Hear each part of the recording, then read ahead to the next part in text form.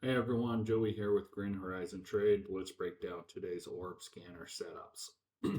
Today, the best scanner flagged BDSX and LVLU, and both of those gave clean ORB confirmation and tradable continuation.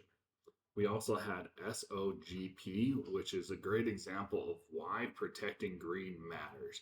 Because while it looked strong early, it never gave sustained follow through. I'm going to walk you through exactly what worked today and what didn't, and the key lesson that matters most. Today, the market were momentum. Today was a market where momentum was selective, not broad.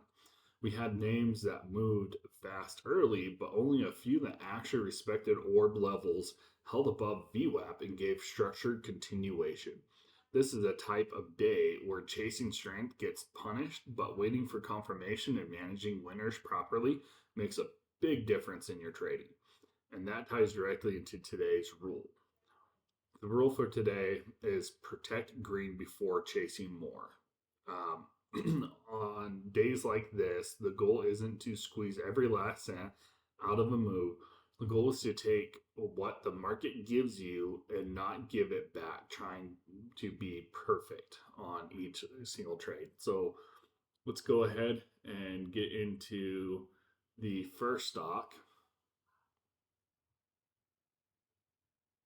which I'm looking at, which is BDSX. Okay, so this is one that I was in. As you can see, within pre-market, it was actually pretty good. It spiked up and then it faded into pre-market, and then when it opened, it just slammed up. As I mentioned right here within profits, what I was looking at when this pulled back originally, about the 950 area, I actually took this as an opportunity to add into my actual trade.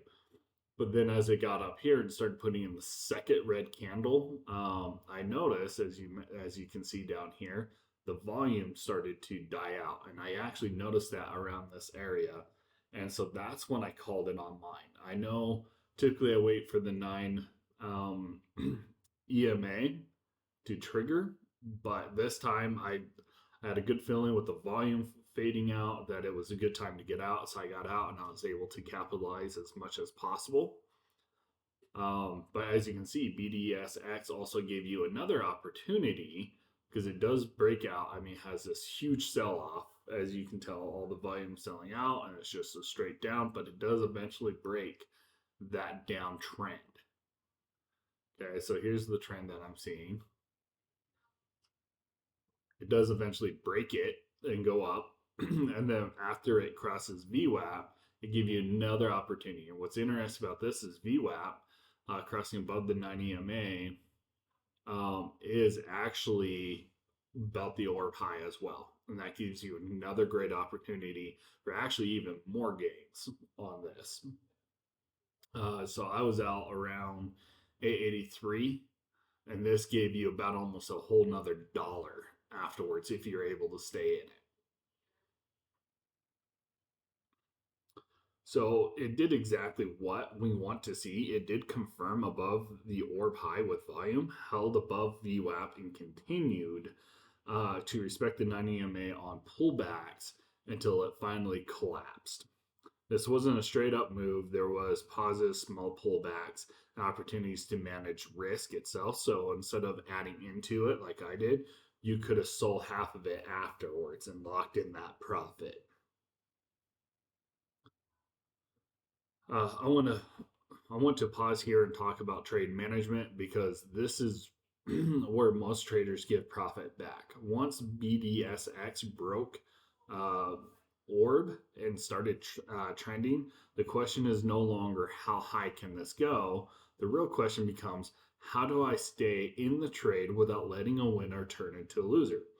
For me, it's simple. It's the 9 EMA. As long as the price is holding above the 90 EMA, I stay patient. When it loses the 90 EMA with momentum, I protect my green. And sometimes I'll do this by selling off half of my shares and moving my stop loss to break even because then at least I leave the trade with profits. That keeps the objective, and it also removes emotions for me.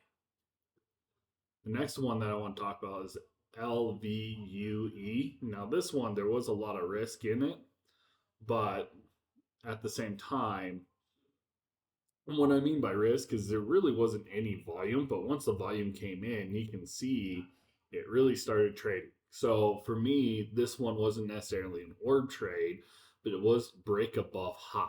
So for me, it was this mark right here, where it actually crossed up and the volume was coming in. This is where I actually got in, and I used the exact same strategy that I normally use, uh, which is break up.